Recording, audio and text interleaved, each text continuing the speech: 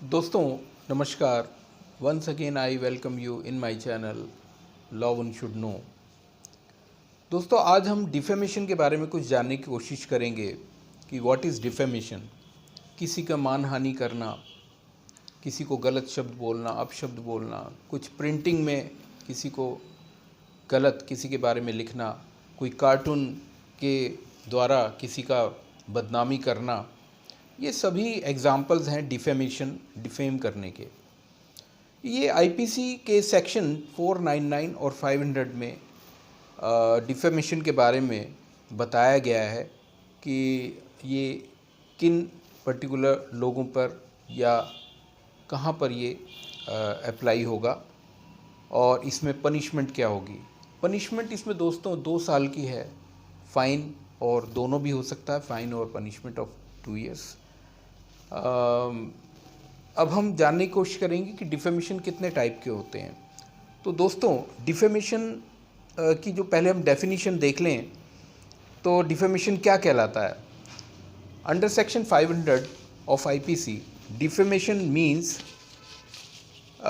it is the defamation when it is against the president or vice president or the governor of a state or administrator of a union territory or a minister in respect of his conduct in the discharge of his public functions when instituted upon a complaint made by the public prosecutor। ये तो एक part है जिसमें 2 साल की सज़ा, fine और both है और ये बेलेबल ऑफेंस है और इसको कोर्ट ऑफ सेशन में इसको उठाया जा सकता है। इसके अलावा जो इसका सेकंड पार्ट है वो है defamation in any other case, यानी अगर ये अगेंस्ट प्रेसिडेंट वगैरह के नहीं है तो इंडिविजुअली कोई किसी के खिलाफ़ अगर कोई डिफेम करता है तो उस केस में भी सज़ा 2 साल की ही है और ये बेलेबल है, लेकिन ये मजिस्ट्रेट के पास ट्रायल में जाता है। तो दोस्तों अब जो मैं आपको बता रहा हूँ कि ये 2 तरह के डिफेमेशंस होते हैं। एक कहलाता है आपका विच इज़ कॉल्ड लिबल, इसे हिंदी में अपलेख भी बोलते हैं। और when it is considered to be as a libel when we publish something, some article, some cartoon, magazine, writing words, कुछ गलत वर्ड्स बोलना, किसी के लिखना, कोई फ़ोटो छापना गलत किसी सिनेमा में या सिनेमा में कोई इस तरह की डिफेम करने वाली बात कहना, व्यंग चित्र किसी भी प्रकार के दरवाजे पर लिखकर कुछ चिपकाना, ये सब आ जाता है लिबल। लिबल जो डिफेमेशन का काइंड होती है उसके अंदर आ जाता है। अब सेकंड जो आता है इसकी काइंड है वो है स्लैंडर, अपवचन। किसी भी व्यक्ति के खिलाफ मानहानि कारक वचन के प्रयोग को अपवचन कहते हैं। किसी को गलत बोलना, मौखिक शब्दों से बोलना, संकेतों से बोलना, अव्यक्त ध्वनियों से बोलना, कहना, ये सभी एग्जाम्पल्स हैं स्लैंडर के।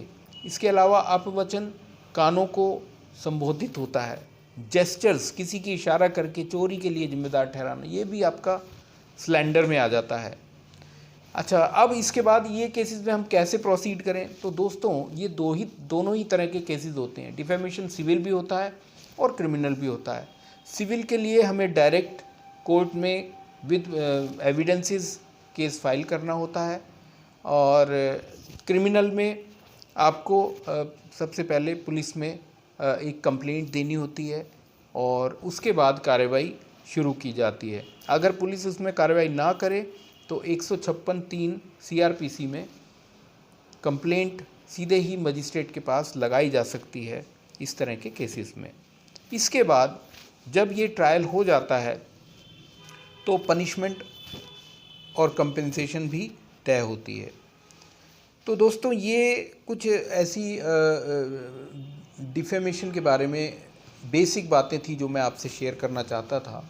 फिर भी अगर कुछ आप मुझसे नया बताना चाहें या मुझसे जानना चाहें तो आप मुझे इसी चैनल पर आप अपने व्यूज़, अपने कमेंट्स आप मुझे दे सकते हैं और मेरे चैनल को आप सब्सक्राइब करके लाइक बटन भी प्लीज़ आप दबा दें।